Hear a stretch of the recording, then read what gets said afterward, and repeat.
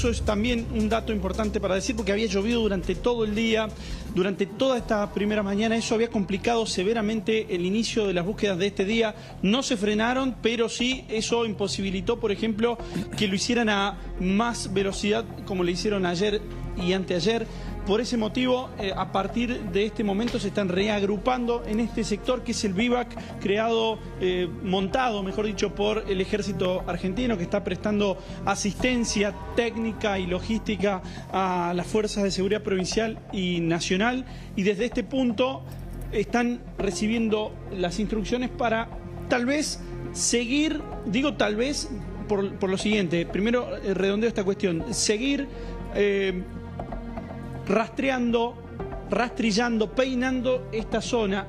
Quién sabe, y acá vengo, tal vez por cuarta vez. Ya señalaron hoy las autoridades, el ministro de Seguridad, que 3 veces estuvieron rastrillando los mismos sectores en un radio de 2.000 metros para redondear, y probablemente con esta nueva situación meteorológica vuelvan a hacerlo, aunque está claro que se va a ampliar este radio. Eso desde aquí. Sin embargo, hay que decir también que la investigación, estrictamente desde la Fiscalía, está vinculada al testimonio que brindó ayer el padre de Lian. Algunas contradicciones, algunas inconsistencias que llamaron la atención de los que tomaron esta declaración. Por eso estuvieron 10 horas en la unidad judicial en Belleville, en tribunales precisamente, y por ese motivo empezaron un montón de suspicacias al respecto.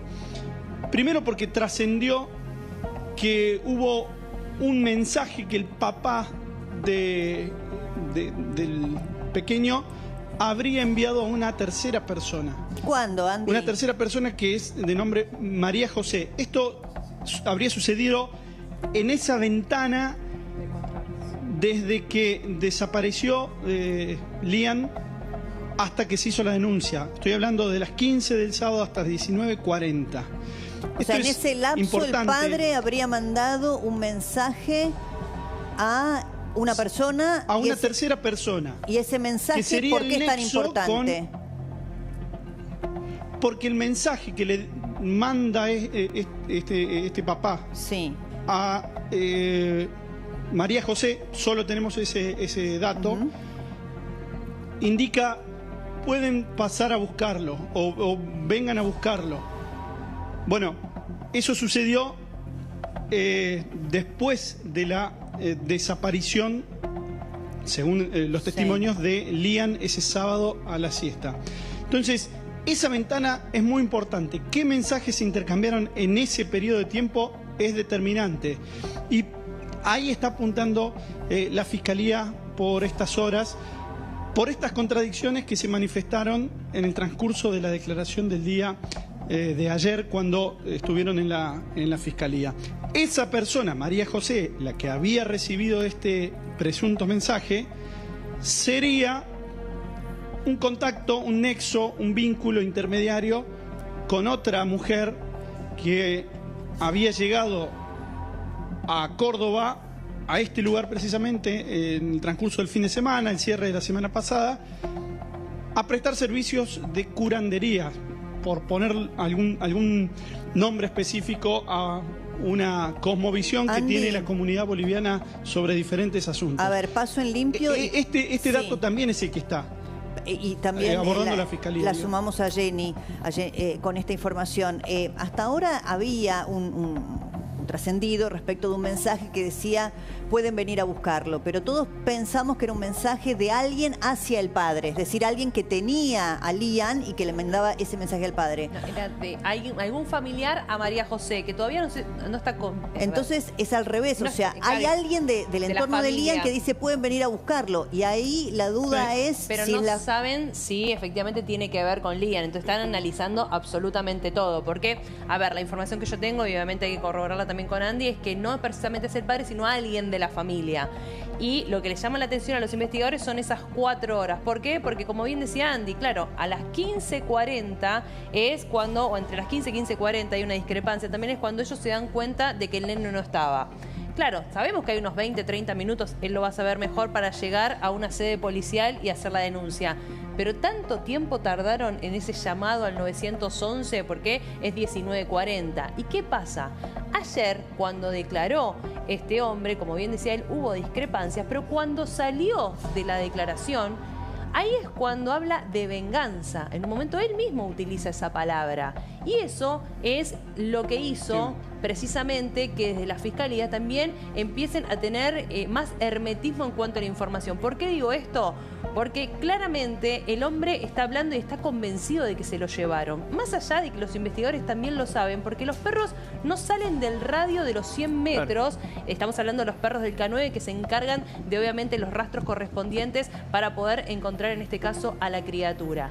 A partir de esa situación, de lo que dice el padre, de que habla de una venganza, de que hable que alguien se lo habrá llevado y demás, es también, y ahí me voy a meter, Débora, con lo que vos decías en un principio, cuando decide renunciar la anterior abogada. Pero no solamente por lo del padre, sino básicamente porque no la dejaron presenciar la declaración, porque según ella el fiscal le dijo que el papá de Lian no necesitaba ningún tipo de abogado y porque no está de acuerdo con la investigación correspondiente. A ver, si yo recapitulo y vos también nos decís, Andy, qué es lo que está pasando allá.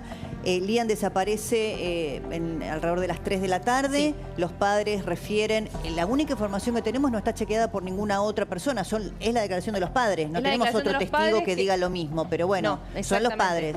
3 de la tarde, ellos durmiendo la siesta y recién a las 7 la denuncia. Exacto, 19:40. 19:40 la denuncia. Y ahí empieza toda esta especulación de un mensaje en donde alguien ha llegado a la familia, le dice a esta mujer, a esta curandera, María José, vengan a buscarlo. ¿El mensaje está referido a Lian? No se sabe, eso es lo que tratan de chequear. Recién el día de ayer empezaron a peritar los teléfonos. Son 11 en total. Recordá, Débora, que habíamos hablado de que en realidad no toda la familia tiene celular, sino solamente hay un celular en la familia. Después los otros teléfonos fueron secuestrados básicamente a las personas que tenían las camionetas. Una en realidad que sería la que ingresó a ese lugar, la famosa chata que le dice el padre de color blanco, y las otras dos que son similares, pero bueno, tienen que cotejar y aún no lo hicieron porque no se llevaron a cabo las pruebas de luminol por una situación que se dio que faltaba un químico, pero que lo van a hacer en las próximas horas. Si quieren compartimos lo que dijo el padre, porque me parece que acá está puesto el foco, ¿no? Esto es lo más importante que tenemos hasta ahora, que es la declaración del propio padre de la criatura, de Lian.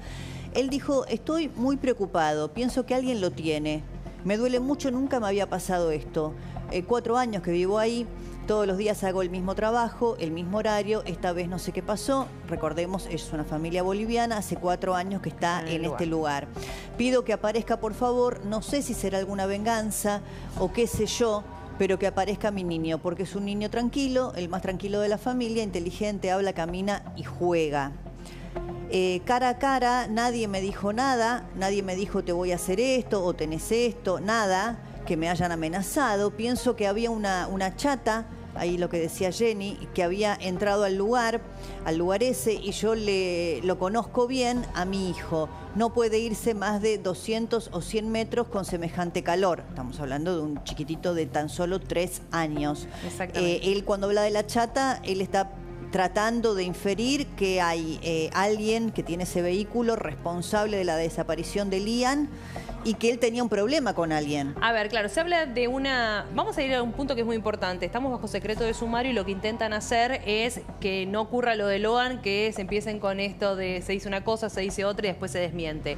Dentro de lo poco que se sabe, se habla de una deuda que él tiene y por eso habla de venganza, pero que en realidad nadie le dijo nada de frente. ¿Y él no dijo a quién le debe? No. No refirió a la persona a la que le debe ¿qué te dicen dinero? Desde la justicia y también algunos funcionarios?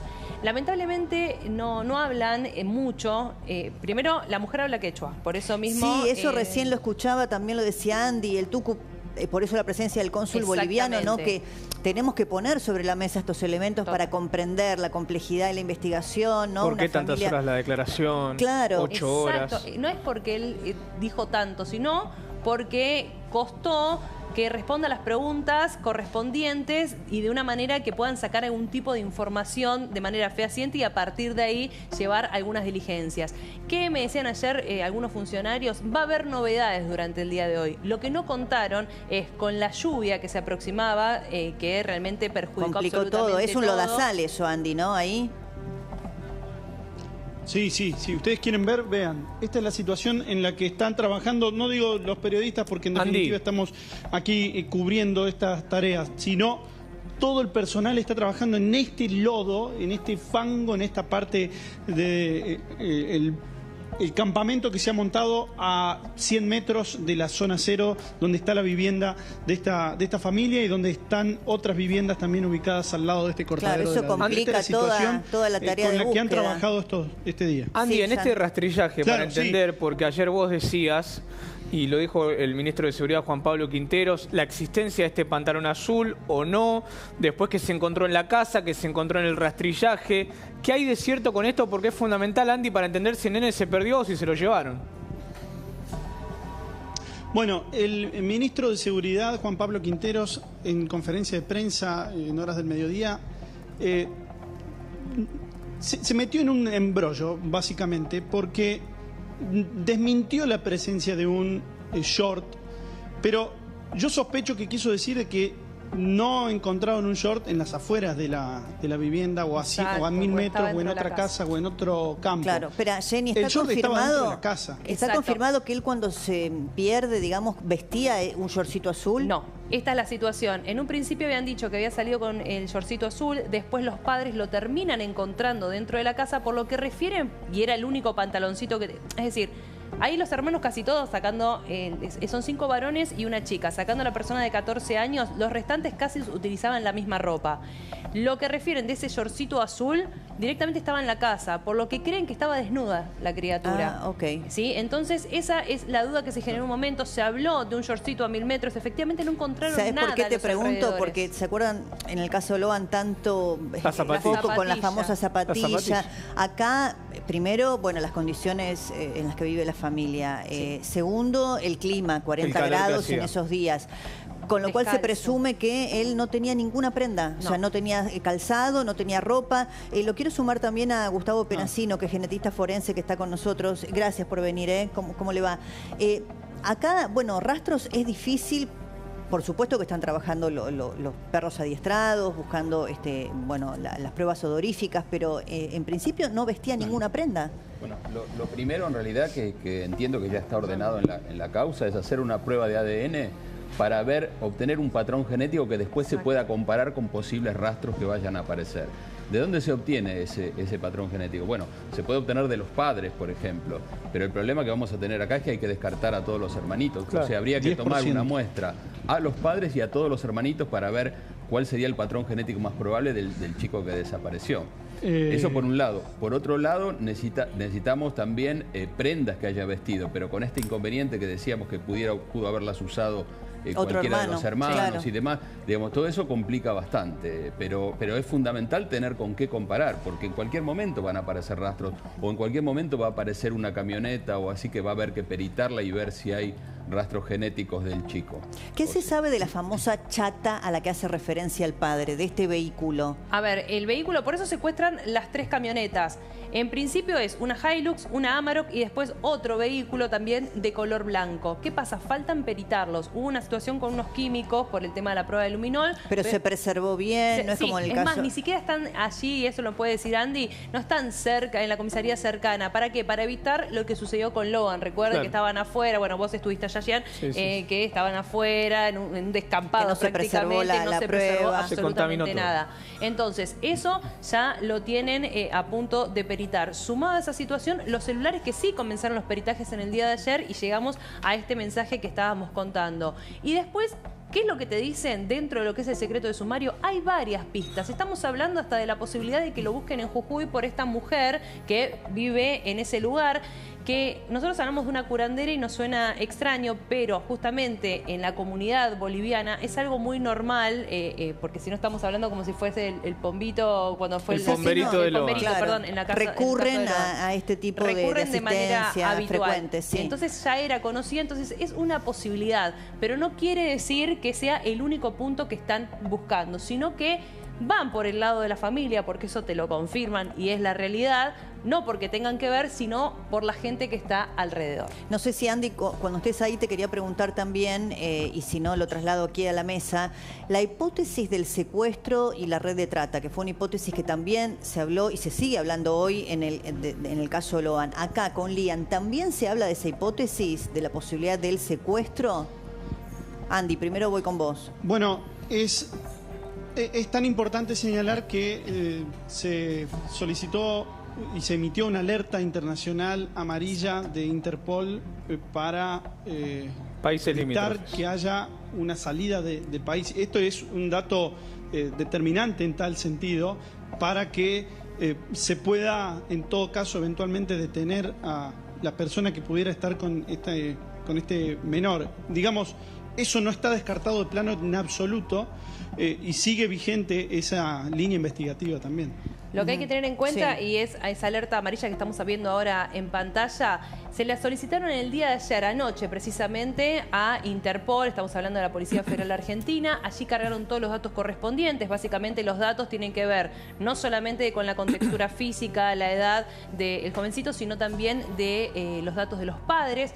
Y el alerta amarilla, para que se entienda, se hace para toda persona desaparecida que la puedan encontrar en algún lugar del mundo. Es decir, todo el mundo está alerta de que este chico puede lamentablemente haber sido secuestrado, Claro. y lo pueden estar trasladando a cualquier país. Obviamente vamos a los países limítrofes. Por en este supuesto, caso. por supuesto, y además porque han pasado algunas, no tantos días, ¿no? Respecto del momento de la Exactamente. desaparición. Natalia Giombi, la quiero sumar, que ella trabaja en Missing Children, porque cada vez que aparece un caso de estos y donde la hipótesis de la trata comienza a ponerse sobre la mesa, nos seguimos preguntando qué pasa en la Argentina con esta laxitud en los controles, en las normas, si es la problemática sociocultural o socioeconómica de muchas familias en muchos sectores vulnerables, si hay verdaderamente redes de trata que operan en la Argentina, bueno, con la mirada a veces cómplice o muchas veces negligente de las autoridades. ¿Cómo estás, Natalia? ¿Qué tal? Un gusto, buenas tardes. ¿Cómo están ustedes? Bien, bien. Bueno, siempre preocupados por estos temas, ¿no? Que ustedes vienen trabajando desde hace tanto. Sí, así es. Como la mayoría de las personas conocen a nuestra ONG, yo soy voluntaria de Missing Children y bueno, parece ser esta una cuestión que nos mantiene en una alerta constante, ¿no? A partir, bueno, de muchos chicos que tenemos en búsqueda, ¿no? ¿Cuántos datos? ¿Nos puedes dar algunos datos de los chicos que tienen ustedes en búsqueda o reportados como desaparecidos en este momento? Sí, en búsqueda nosotros en la página actualmente tenemos 126 casos de 126 chicos, 126 Sí. niños, niñas o adolescentes perdidos. Y bueno, esos son los casos que tenemos activos. Esto obviamente es a partir de nuestro sistema funciona, lo que se conoce habitualmente ante el pedido oficial, ¿sí? De las autoridades oficiales, a partir de las denuncias. Nosotros comenzamos nuestro operativo, digamos, con nuestra dinámica de trabajo, obviamente con la debida autorización y la publicación de las fotos. ¿Y qué en este índice caso, de recupero tienen cuando ustedes empiezan a trabajar sobre niños que están desaparecidos o reportados como perdidos? ¿Han tenido casos exitosos de poder de recuperación? Sí, hemos tenido casos puntualmente en números, la verdad que no sabría decirte puntualmente, pero tenemos obviamente una cantidad, en la mayoría de los casos, las denuncias que tenemos habitualmente, obviamente son chicos o adolescentes que tienen alguna, como lo llamamos, crisis de identidad, situaciones no conflictivas. ¿Y vinculados con redes de trata han tenido casos? No. Eso, por el así específicamente, con la certeza que se requiere, ¿no? No hemos tenido. En lo que tienen ustedes, no. Natalia, claro. dame un segundito, porque nos está llamando Sí. Andy Ferreira desde el lugar. Andy, contanos, ¿qué está pasando ahora? No, hay movimiento de reorganización y directivas para, de alguna manera, empezar a distribuir el personal hacia otros puntos. Todavía no podemos informar qué precisamente, pero sí vemos este movimiento que es algo común, no es nada extraño, porque, por supuesto, tienen que cumplir determinados horarios, determinado personal. Entonces, cuando hacen un recambio, se producen este tipo de movimientos y cuando se emiten algunas órdenes para actuar en este sector o en otro, ¿sí? Porque tal vez desde aquí se tengan que dirigir hacia otro punto. Este es el sitio en clave, digamos, el campamento de donde se dirigen todas las operaciones. Y decime, ¿la búsqueda o el patrón de búsqueda sigue siendo el mismo? ¿Rastrillar o peritar esa misma zona que ya caminaron o peinaron una vez para volver a hacerlo hasta encontrar algo que permita saber dónde está Lian? ¿Y algún otro elemento más están incorporando a la búsqueda? Hoy pregunté esta cuestión, Débora, precisamente. Yo les consultaba por qué siguen rastrillando donde ya lo hicieron 3 veces y en algunos sectores hasta 4. Me dicen, lo hacemos por disposición de la justicia. Hasta que la justicia no nos diga que nos tenemos que retirar o que no hagamos esta tarea, la tenemos que seguir haciendo. Esa fue la respuesta. Y la otra pregunta que le hice es, ¿hasta cuándo tienen como margen o que establezca el protocolo de búsqueda de una criatura en estas circunstancias?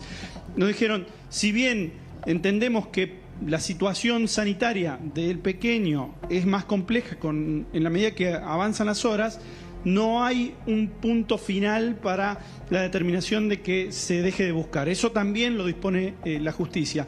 Por eso a veces vemos esta situación personal esperando órdenes, esperando movimientos, esperando las disposiciones correspondientes, ¿no? Saliendo de la zona cero, saliendo del terreno, yéndonos a las zonas aledañas, lugares donde hay cámaras de seguridad, ¿hay alguna certeza, Andy? ¿Vieron alguna camioneta, algún movimiento sospechoso? Porque estamos viendo que no hay avances en el terreno. Bueno, en los alrededores, en esos peritajes, ¿se puede encontrar algo en la investigación? ¿Qué sabes? Bueno, hay una cámara de seguridad en la localidad de Ballesteros. Vale aclarar que está la ciudad de Ballesteros, que es más grande que Ballesteros Sud, que está a unos escasos kilómetros y que esta última tiene 700 habitantes aproximadamente. Incluso nosotros estamos más al sur de este último paraje o pueblito. En Ballesteros, ciudad, Sí. por donde pasa la vieja ruta 9 histórica que comunica el norte con Buenos Aires, Sí. Allí hay una cámara de seguridad que puede ser determinante. Como hay secreto de sumario, ¿qué reveló esa cámara? No sabemos, al menos por ahora. Esa cámara es determinante para saber la hora del tránsito de estas, al menos tres ese rango, camionetas sí, que fueron secuestradas. En ese rango de horas, en esa ventana entre las 15 del sábado y diría incluso hasta un poco después de las 20 horas, ¿sí? Que fue cuando aquí llegó la patrulla rural. Esa ventana de tiempo es determinante en cuanto a la captura de imágenes que se pueden realizar con esas videocámaras de vigilancia que están en ese punto, y seguro que hay otras que ¿A cuántos desconocemos kilómetros en otros estamos de esa lugares, cámara, Andy? zonas bancarias, por ejemplo. Estamos a unos 15 kilómetros Claro, aproximadamente. hoy el ministro Quintero refirió a esas cámaras de Y seguridad. habló de un lector de patentes Sí, también que sí. a aproximadamente unos 7 kilómetros. Bueno, todo eso es lo que están analizando. Que seguramente, debido al secreto de sumario, tienen alguna información respecto a esas camionetas y por eso fueron a secuestrarlas de manera puntual. Uno de los allanamientos, Andy, corregime si me equivoco, fue sobre la Ruta 9 en la casa de una persona que conoce a la familia de Lian. Entonces, todo eso es lo que se está analizando. ¿Y por qué siguen rastrillando también? Hoy me lo dijeron de una manera muy certera. No quieren que haya otro caso Pomar. Recordemos lo que Claro. fue la familia Pomar, donde rastrillaron por un montón de días el lugar. Prácticamente un mes, ¿no? Exacto, Todo tipo de dijeron que la hipótesis y familia especulaciones. estaba desaparecida, exactamente. y Venganzas, lamentablemente- deudas del padre, y estaban al simplemente había costado de sido la un ruta. Y incidente estaban al vial costado de la ruta. desgraciado, sí. Exacto, y como acá estamos hablando de pastizales muy altos, de una zona de 18 hectáreas y todos los pozos y demás que fuimos contando durante el transcurso de estos días, entonces no quieren dejar de rastrillar ni un solo punto de cara obviamente a la intención de encontrar a Lian con vida, ¿no? ¿Qué te pasa a vos, Natalia, que trabajás hace tantos años en Missing Children, cuando ves permanentemente que se ven casos de niños desaparecidos y que lamentablemente no tienen resolución, ¿no? Porque de Loan todavía nada se sabe, Sofía Herrera y tantos otros a lo largo del tiempo? Sí, yo creo que tiene que ver con esta afluencia, si se quiere, o si se me permite la palabra, de estas dinámicas, quizás un poco del contexto social, ¿no?, del que hablabas vos, y también las dinámicas, si es que estos casos pueden, ¿sí?, vincularse con algún tipo de delictiva, ¿no?, de dinámica delictiva, cualquiera sea el delito, ¿no? Sí. Por eso, si bien hay protocolos específicos y tenemos que dejar a los organismos y a los funcionarios especializados en esta temática, lo que vemos, y me parece lo que también desde nuestra ONG podemos visualizar, es que estas dinámicas, ¿sí?, en cuanto a cuando ocurren estos casos, son cada vez más complejas, ¿no? Entonces, más allá de establecerse protocolos, hay que dejar actuar a aquellos competentes, ¿no?, y que tengan todas las diligencias y que se realicen todas las diligencias para no caer sí, en quizás alguna falta de pericia o justamente de negligencia, ¿no? Y ser respetuosos de eso. Es imposible no traspolar y no comparar con el caso Loan, porque prácticamente es lo mismo. Misma zona rural, mismo contexto familiar, mismo radio, si se quiere, de inacción por parte de las autoridades. ¿Se denota esto en la estadística que ustedes tienen desde Missing Children? ¿Tratan de captar a niños o menores en esta situación? No, vuelvo a señalar esto que decíamos, no podemos dar una certeza, cada caso es único, ¿sí? Y en esto que preguntábamos, nunca dejamos de buscar a los chicos que están perdidos, ¿sí? Guadalupe, Sofía Herrera, Loan y en este caso, bueno, Lian, que ojalá lo podamos encontrar. Y vuelvo a esto, creo que hay que ser muy respetuosos y cuando de alguna forma, no criticar, pero bueno, se habla, ¿sí?, de estos casos, hay que ser muy, muy respetuosos, sobre todo de que estamos hablando de personas menores de edad, no solamente la persona que en este caso está perdida, sino también de un contexto familiar en situación de vulnerabilidad. Sí, entonces, claro, acá hay un montón de hermanitos, ¿no? Claro, sí, la misma familia, ¿no? Entonces aquí sí creo que nos compete a todos, no solo aparte de los organismos oficiales o del sector público, sino también a todos como sociedad, como comunidad, a estar atentos, alerta ante estas situaciones y bueno, desde todos los sectores implementar todo lo que tiene que ver con políticas públicas que de alguna forma accedan a justicia, ¿no?, y hagan la tutela efectiva de todos los derechos de toda la sociedad. Gracias, Natalia, muy amable, ¿eh? No, Natalia Giambi de Missing Children. Buenas tardes. Bueno, vamos a ver lo que dice hace minutos nada más el Juan Pablo Quintero, que es el ministro de Seguridad allí de la provincia, que dio algunos datos muy interesantes que ahora Jenny te va a aclarar respecto de qué se está peritando, dónde están las cámaras de seguridad, qué puede pasar con las pericias que se están haciendo sobre los vehículos. Esto decía. Nosotros estamos rastrillando desde el punto cero, que es la casa donde supuestamente desapareció Lian. Estamos rastrillando, ya hemos llevado casi 2.000 metros y que pretendemos llegar a los 3.000, 4.000 metros. Hay cámara de seguridad, hay vehículos secuestrados. Esto se los digo porque no estoy violando ningún secreto supremo, porque todos lo saben. No le puedo decir esa información, yo le doy la información que ya se hizo pública y se conoce. Acá vamos a meter mucha más gente para trabajar, vamos a poner hasta 320 personas estuvieron trabajando ayer, 13 drones, 8 con reconocimiento térmico, tenemos la cámara de reconocimiento facial, están todos los recursos tecnológicos de la provincia, el Ministerio Público Fiscal está trabajando y nos está dando las instrucciones de cómo tenemos que trabajar y cuáles son las vías que tenemos que trabajar. Desde el minuto cero puse en conocimiento a la Ministra de Seguridad de la Nación, Patricia Bullrich, de esta situación y está gente del Sistema Federal de Búsqueda trabajando acá, mandaron gente, ustedes ven que está Gendarmería, Policía Federal, acá se ha puesto absolutamente todo y se va a trabajar las 24 horas del día hasta que el día está prevista. Bueno, ahí con mucha vehemencia, ¿no? Quintero, Jenny, no puede dar precisiones, pero todas esas pericias se están realizando ahora. Cámaras de seguridad, los vehículos, los teléfonos celulares. Por sobre todas las cosas, los teléfonos celulares en el día de ayer, y ahí se empezaron a encontrar algunos mensajes. Los vehículos va a ser en las próximas horas, y después lo que tiene que ver con las cámaras de seguridad. ¿Quién lo confirmó? Al menos hay dos que ya las tienen, ¿sí? Una que tiene que ver con la Ruta 9 y la otra que es un lector de patentes, en realidad, pero que sirve de cara, obviamente, a lo que es la investigación. Detenidos no hay. Detenidos no hay, Ninguno. tampoco, que hoy lo decía también quien va a ser el nuevo abogado de la familia, o que se presentó como posible nuevo abogado. No hay ningún imputado, tampoco por lo que hay secreto de sumario, y hasta el momento no se va a saber absolutamente nada en cuanto a eso. Sí hay varias puntas a tener en cuenta en cuanto a la investigación. La que casi están descartando es que el nene se perdió, por lo que vos bien decías, la temperatura, cómo salió del lugar, no pudo haber caminado más de 100, 200 metros, y es muy chiquito.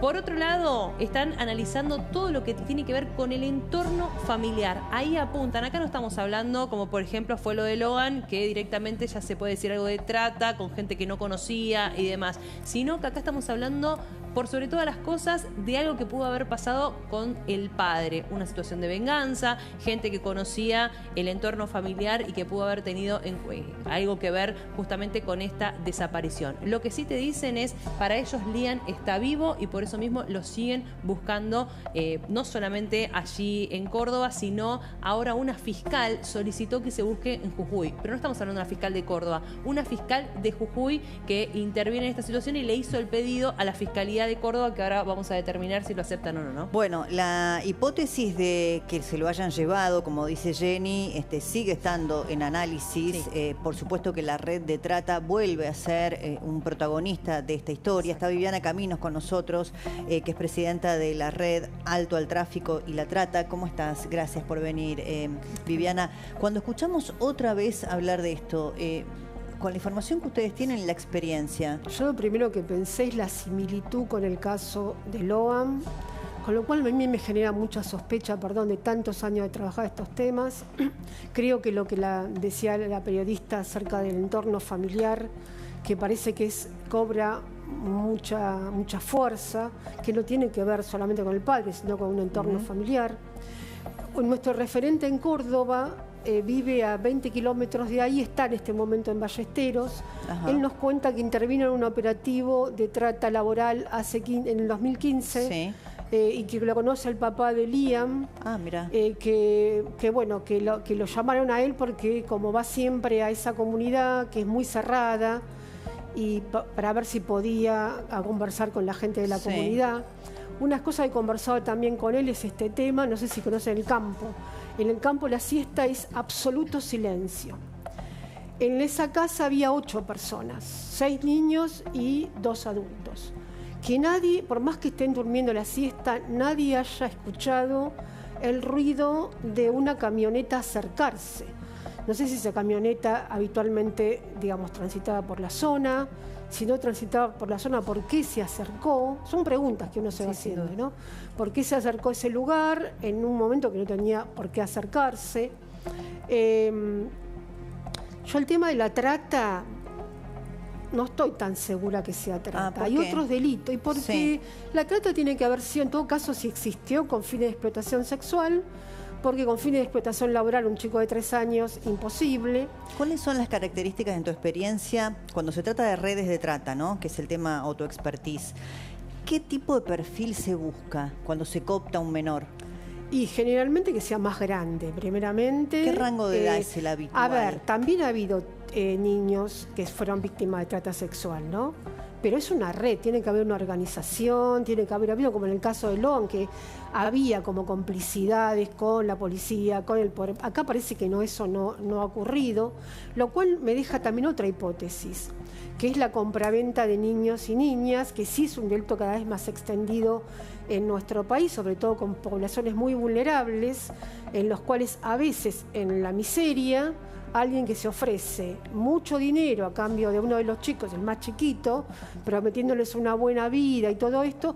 Hay un proyecto que se sancionó el año pasado en el Senado, no sé si estuvo en Lozada también ese proyecto, para tipificar en nuestro Código Penal el delito de compraventa de niños. Claro. Ahora, esa tipificación delictiva que ustedes conocen y tanto, ¿no? Por la red de trata que vos integrás, El perfil habitualmente para las redes, no solamente de trata de niños, sino de explotación sexual infantil, tiene que ser una criatura que tenga un entorno vulnerable, es decir, una familia que no lo reclame, una situación familiar, digamos, muy disfuncional. Sí, las redes cuidan su negocio, digamos, ¿no? Cuidan la cosa de que no sean descubiertos. Por eso buscan generalmente poblaciones rurales, semirurales, con familiares que a lo mejor tienen poco acceso a la posibilidad de denunciar, que no se los escucha, que no saben cómo hacerlo. Acá era claramente que ni siquiera saben hablar bien el idioma. Claro, por ahí, como blanco, digamos, o como perfil, acá cerraba, población rural, una familia... Y que la denuncia, que pasó tanto tiempo, también me decía el compañero Daniel Mazara de Córdoba, sí, que tiene mucha desconfianza con la policía, porque en esa situación, cuando fue el allanamiento de los campos, por el tema de los talleres de los hornos de ladrillo y todo eso, fueron como agredidos, los golpearon y todo. Entonces, ¿A quiénes? A los trabajadores. Ah, vos decís que el primer allanamiento, a ver, esto es importante, en un contexto distinto, de explotación laboral, de ese lugar. Donde frecuentemente van a hacer inspecciones y todo, y que los habían agredido y que entonces tienen como desconfianza. ¿Y qué te dijo Daniel, que trabaja con vos en esta red, ¿no?, vinculada con el tráfico y la trata? Que vos me decías que conoce al papá de... Lo conoce el papá Lian, porque estaba haciendo un trámite de tipo migratorio, con lo cual acudió, porque él trabaja en Villa María, sí, con lo cual tuvo vínculo con el papá de Liam. ¿Y qué te contó de...? Viste que ahora todos estamos mirando al papá respecto de la verosimilitud de lo que dice, que la declaración fue muy larga, no porque él no quisiera declarar, sino por la imposibilidad también del lenguaje, ¿no? Sí. ¿Qué te contó Daniel, que no está lo ahí? conoce más que en ese contexto, pero uno teniendo tanta experiencia de tantos años, no solamente con el tema trata, nosotros trabajamos situaciones de abuso, de violencia, de maltrato infantil, puede haber pasado muchas cosas al interior del hogar, ¿no? Que puede haber sido una situación que se le fue de la mano respecto, ha habido niños que han muerto en una cuestión de un castigo, porque ejemplo, acá, familiar. Daniela, no quiero decir que sea esta la situación. Sí, no, pero es interesante lo que vos decís, Viviana, porque cuando nosotros decimos, bueno, a las 3 de la tarde desaparece Lian y los papás luego estaban en la siesta, se dan cuenta 2 horas más tarde, es lo que dice la propia familia, pero no sabemos si la criatura estaba dentro del hogar, si es verdad que estaba fuera con el resto de los hermanitos. Pasó, sí, yo creo que si fue alguna situación interna, de algo que se escapó de las manos, si fue un depredador sexual, el pombero, como le dicen ellos, de la siesta, ¿no?, que andan por ahí merodeando y que tuvo la oportunidad de ver a un niñito que estaba solo y todo y aprovechó la situación, si pasó algo con ese niño, el cuerpo va a aparecer. Yo creo que el cuerpo va a aparecer en esos dos casos, ¿no? Ahora, si fue una situación de compraventa, hay que ver esta señora de Jujuy, ¿por qué vino a Córdoba? Como si no tuvieran en Córdoba en Manos Santas. Claro, porque es cierto, vos decís... es habitual, vos conocés bien estas poblaciones rurales, pero ¿por qué iría alguien? Cosa que me preguntaría Jujuy, como en una sentido común, de identificación, son cosas que yo preguntaría, ¿no? Yo te acostumbré a hacer entrevistas de identificación de casos para... A ver, vos que estás acostumbrada, como decís, Viviana, a hacer entrevistas para identificación de casos, decime las 3, 4 preguntas claves que harías ahora sobre este tema. Primero, ¿por qué venía esta señora desde Jujuy? ¿Por qué venía esta Jujuy? Si era algún familiar o conocido de esa persona, si no había otra persona, no sé, si me dicen que era para tirar el cuerito, ¿por qué viene alguien de Jujuy a tirarle el cuerito a alguien si no de la familia? Si no hay gente, curanderos de la sino zona. de la misma comunidad incluso, ¿no? Claro. Si no tienen esta cuestión, preguntaría yo. Preguntaría, primeramente escuchar a los chicos, seguramente están hablando, pues uno no sabemos todavía lo que tiene la justicia. Tal vez tenga un montón de datos que nosotros desconocemos. Sí, se hicieron las cámaras Gesell. Bueno, los chicos tienen que haber declarado en cámara Gesell, hay que ver qué dijeron los chicos en cámara Gesell, porque yo digo, no había 2 personas, había 8 personas en un lugar absolutamente silencioso a la hora de la siesta, no un grillo nada más que puede escuchar. Si se acerca una camioneta, por más que vos estés durmiendo la siesta, escuchás. Entonces no me digan que nadie escuchó, nadie vio. Es difícil. Ahora, en tu experiencia, ¿no? La situación intrafamiliar acá juega o debería jugar un papel. Y son una comunidad muy cerrada. Muchas veces se quiere, te digo porque me contaba, trabajar cuestiones que tienen que ver con abusos intrafamiliares, con situaciones de violencia interior, y son reacios a que se metan la gente que no es de la propia comunidad, ¿no? Difícil poder ir a dar una charla, explicar qué es abuso, qué ¿Ahí no es están abuso. escolarizados en esta Sí, comunidad tienen que rural? estar escolarizados, tienen que estar escolarizados. Sí, el municipio va a hacer cada tanto ir a verlos, el tema de campaña de vacunación, lo que sea, creo que van ahí. Yo dije porque él me contaba siempre que estoy yendo a un operativo en tal campo, que son este tipo de poblaciones, grupo, este mismo grupo. Y que son muy cerrados, porque yo fui directora del programa de rescate en el gobierno de la provincia de Buenos Aires y he ido a operativos, allanamientos en campos donde Cuando vos decís son muy cerrados, son cerrados. Describime, ¿qué sería ser Y cerrados? les ¿Le cuesta tienen dar miedo? información, les cuesta comunicarte, como que vos lo escuchás y no te hablan, no te contestan, le tenés que sacar como a regañadientes alguna información, hacerte simpático o empático con alguno que ves que a lo mejor es más empático para que pueda empezar a contar algo más. Cuesta mucho poder obtener información. O sea que sus padres hayan declarado ayer durante 8 horas por separado. Esto quiere decir que la justicia deberá entrevistarse muchas veces más para poder obtener información. No sabemos qué información tiene de esas entrevistas. Por eso digo, pero digo, tal vez como usted dice que son tan cerrados, quizás costó. Y sí, a lo mejor alguna persona, algún traductor, generalmente en estos casos se pide alguien de la comunidad que pueda ser de nexo para traducir, ¿no? Bueno, aquí Débora Jenny decía que fue el cónsul. Sí, ahora decime una cosa, Viviana, para vos un chiquito de 3 años en este contexto, ¿no? Que refieren los padres, que son los únicos que hasta ahora tenemos como informantes, porque no sabemos, que estaba jugando con sus hermanitos, que hay que ver si ratifican la posición de los padres. La mayor, la que más quizá podría ser tomada su declaración como fidedigna, tiene 14, los otros son más chiquititos, incluso hay uno menor que pero igual los chiquititos Lian. En una cámara GS con dibujos, con lo que sea, se puede obtener información de esos chiquitos. Porque viste que se decía en un primer momento, yo no sé si esta es una información contradictoria o puede ser... las dos cosas pudieron haber pasado, que vestía al momento de la desaparición un shortcito azul. Después nos dijeron que ese shortcito azul estaba dentro de la casa. Yo diría, mal pensada, que bueno, lo encontraron, entonces dijiste, entonces estaba desnudo, ¿viste? Mal pensada, pero no vamos a pensar mal porque hay un montón de situaciones y a lo mejor, pobre, los papás no tienen nada que ver en realidad. Sí, por supuesto que uno, Viviana, no quiere hablar desde el prejuicio. Pero uno siempre va tirando todas las pero vos lo que nos decís es muy interesante, primero, porque conocés este tipo de poblaciones rurales. Hoy tuve una cosa que quiero decir yo. Hoy recibí 4 denuncias, 4 situaciones de denuncia, de solicitud de asistencia, porque esto no tiene que pasar. Ya lo de Loan, sabemos que pasó.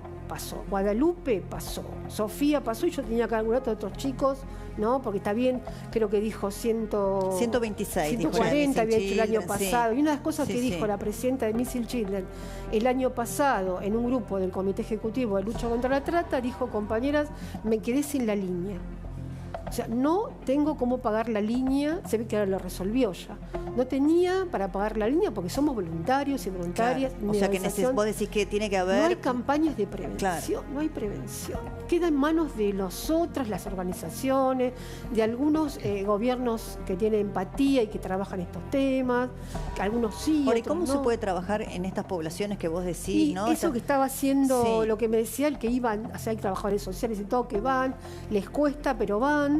Y en general esa reticencia tiene que ver, hay muchas cuestiones. Por un lado, la dificultad idiomática, que hoy en esto quedó evidenciado, una familia que habla en quichua entre sí y tiene más dificultades para expresarse en español. El miedo quizá, ¿no? Porque vos también contaste lo que pasó en el 2015, cuando hubo un operativo policial en otro contexto, ¿no? Vinculado con explotación laboral, otra investigación. Los allanamientos que se ordenaron cuando los llevaron adelante los policías refieren los mismos pobladores que los maltrataron. No debería pasar. Que no debería pasar, por supuesto. A mí me pasó que una los vez maltrataron, los golpearon. Entonces, hay miedo a la autoridad, al orden. Pero a veces no están capacitados las fuerzas policiales que van a hacer este tipo de operativos, porque me pasó a mí en la provincia de Buenos Aires, ¿no? Que era un caso en el cual llaman a la GEOES, que no está capacitada, y en un lugar donde había trabajadores peruanos, yo con ingreso a hacer las entrevistas de identificación, estaban todo lleno de sangre. Después de los operativos después que se habían entraron hecho violentamente por la fuerza de seguridad. y ni siquiera eran eran tratantes porque era una familia que, bueno, tiene condiciones de no estaban legalizados ni nada, y vos los veías Vos escondidos decís que en las el fuerzas piso. de seguridad debería haber también, así como en Protocolos tantos de años hablamos de protocolos Claro, de género, hay la mayoría que haya tiene. protocolos la mayoría para este lo tipo tiene, de porque quiero hablar situaciones. bien también, Sí. que tenemos fuerzas que muchas están capacitadas, no todas, pero están capacitadas. El programa nacional de rescate, que es excelente. O sea, yo no tengo- Perdón, Viviana, ¿querías agregar algo, Sí, Gustavo, de este tema? Sí. Que hay algo muy importante que se puede hacer, y es incorporar los datos genéticos de estas personas al Banco Nacional de Datos Genéticos. Porque tenemos un problema muy serio en la Argentina, que el Banco Nacional de Datos Genéticos solo recibe datos genéticos de personas nacidas antes del 10 de diciembre de 1983. Entonces, Claro. todos los problemas estos de trata y demás y posteriores a esa fecha no se pueden incorporar al Banco Nacional de Datos Genéticos. Entonces, Bueno, eso ahí es un- tenemos eso un es montón de dato cosas para fundamental trabajar. que se puede trabajar. Fundamental. ¿Vos coincidís, Y Viviana? Porque hay mucho para complicidad. trabajar Hoy acá. recibí una denuncia de una chica de 15 años desaparecida en Misiones, ¿no? Que tuvimos que apelar a la Procuraduría en Trata de Personas de Nación para que les des un llamadito. Yo siempre digo, hacer un llamadito porque así se ponen las pilas, para que nos contesten que están empezando a investigar. Y la piba puede estar en cualquier lugar, porque aparentemente salió del Claro. país con un señor adulto, con Sí. sífilis, la chica. Sí, sí. No, es un desastre realmente, ¿no? Por lo tanto, para vos, acá no hay que descartar ninguna hipótesis sin ningún prejuicio, Sin simplemente prejuicio, con sin vos que acusar a sin acusar a nadie. nadie, vos que conocés estas comunidades, que trabajás desde hace años con bueno, vulnerabilidades, por llamarlo así. Todo puede pasar, Yo ¿no? nunca descarto, nosotros tenemos un protocolo interno, viste, con preguntas y con una entrevista y todo, donde con ese protocolo vamos tirando diferentes tipos de...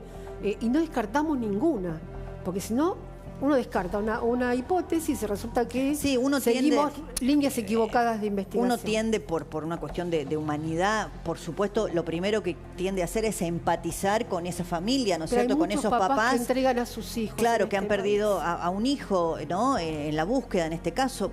¿Pero qué dijiste recién? Hay muchas familias que entregan a sus hijos, no por nada.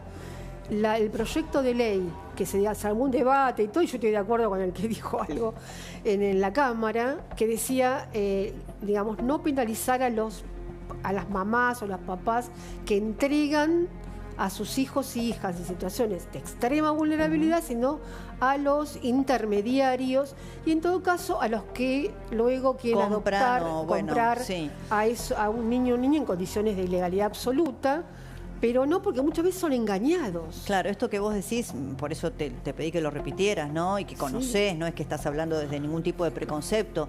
Muchas familias en extrema vulnerabilidad, naturalmente, entregan a sus hijos. Y que te dicen, ¿qué es el argumento? Escúchame, se están muriendo de hambre, ¿viste? Vos, este nene Va a estar merece una mejor en vida otro mejor, lado. va a estar mejor y todo. Y vos como papá, a veces, desde el amor, Claro, los entregás convence. a ese niño y a esa Siempre a niña. cambio de Y alguna creyendo situación. que no hay plata en el medio. Hay Cuando plata en en el el medio hay medio. plata, pero que no le llega a los padres muchas veces. ¿eh? Claro. Los padres a veces no reciben nada, sino que le dicen, bueno, te voy a entregar una bolsa de comida o te vamos a dar tal plata para que puedas vivir, pero la parte del león se la Se la llevan lleva los el intermediario. intermediarios. Claro, hay que tener esa mirada también, ¿no? Comprensiva de la realidad social y de la vulnerabilidad de estos sectores, en donde ni siquiera es un aprovechamiento económico de Muchas veces entregar ni a un eso. hijo, ni eso, es al contrario, son doblemente víctimas, porque entregan a sus hijos porque realmente no los pueden tener en condiciones. O y al mismo- chiquitas, mira, chiquitas, por Sí. ejemplo, que ahora con el tema que viste contra la ley del aborto, la iglesia, todo Sí. esto, cómo vas a abortar, entonces tal cuestión, vos tenés que darlo, y creen a lo mejor que están dando a ese niño, a esa niña, a lo mejor por un par de zapatillas, y están metiendo a ese niño en un negocio nefasto, ¿no? Pero que existe en nuestro país, con mucha complicidad. Sí. Todavía no sé si existe, pero existía anteriormente en Misiones la complicidad de gente que trabaja en los tribunales de menores y todos los que tienen que anotar para la adopción, existía eso. Sí, no, esto hay que contemplarlo, ¿eh? Está muy interesante lo que nos decís, Viviana, y también lo que nos dice Gustavo, ¿no? De la enorme cantidad de falencias que tenemos todavía en estas materias, la comprensión por un lado de la vulnerabilidad de estos sectores y después, bueno, la falta de algunos elementos básicos, como decías vos, ¿no? Respecto de la genética, de La base de datos es fundamental. las bases de datos, sí. Eso es fundamental. ¿Y qué se puede hacer? ¿O a quién hay que pedírselo? Bueno, primero a los legisladores, porque